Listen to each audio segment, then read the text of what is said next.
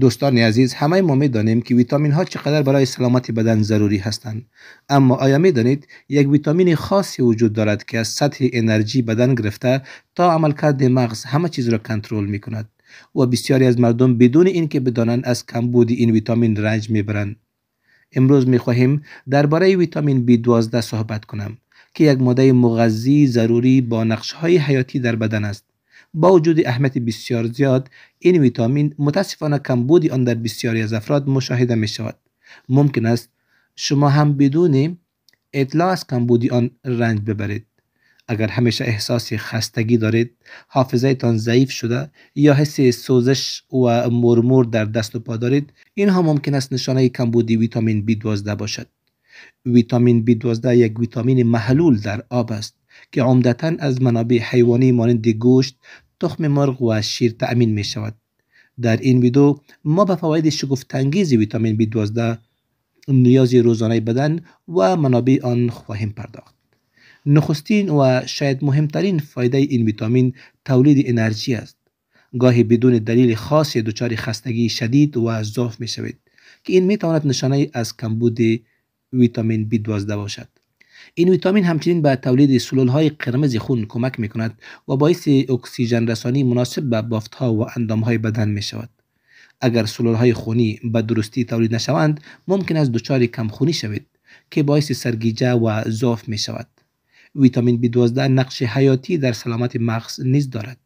کمبود آن می تواند منجر به مشکلات مانند از دست دادن حافظه، گیجی و حتی افسردگی شود. همچنان این ویتامین در سلامت استخوان‌ها مؤثر است. کمبود ویتامین B12 می تواند باعث کاهش تراکم استخوان و افزایش خطر پوکی استخوان شود.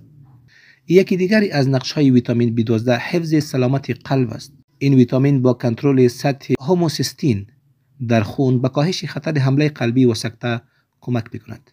علاوه بر این، ویتامین B12 برای سلامت پوست، مو و ناخن نیز بسیار مهم است. کمبود آن می‌تواند باعث کدری پوست، ریزش مو و ضعف ناخن‌ها شود. مقدار توصیه شده روزانه ویتامین B12 برای یک بزرگسال 2.4 میکروگرم است. برای زنان باردار این مقدار به 2.6 و برای مادران شیرده به 2.8 میکروگرم افزایش می‌یابد. اگر بدن شما توانایی جذب این ویتامین را نداشته باشد یا اگر گیاهخوار هستید، ممکن است نیاز به مصرف مکمل‌ها یا حتی تزریق ویتامین B12 داشته باشید. خوشبختانه مصرف پیش از حد این ویتامین به دلیل محلول بودن آن در آب معمولا مشکل ایجاد نمی کند، زیرا مقادیر اضافی از طریق ادرار دفع می شود. ویتامین B12 عمدتاً در غذاهای حیوانی مانند تخم مرغ، شیر، ماهی و گوشت یافت می شود. برای گیاهخواران نیز برخی غذاهای غنی شده مانند نان یا مخمرهای غذایی وجود دارند که حاوی این ویتامین هستند. اگر این ویدیو برای شما مفید بود، لطفاً آن را لایک کنید و اگر تازه به کانال ما پیوسته اید، فراموش نکنید که سابسکرایب کنید. هر گونه سوالی دارید در بخش کامنت ها مطرح کنید. هر روز چیزی جدید یاد بگیرید و سالم بمانید.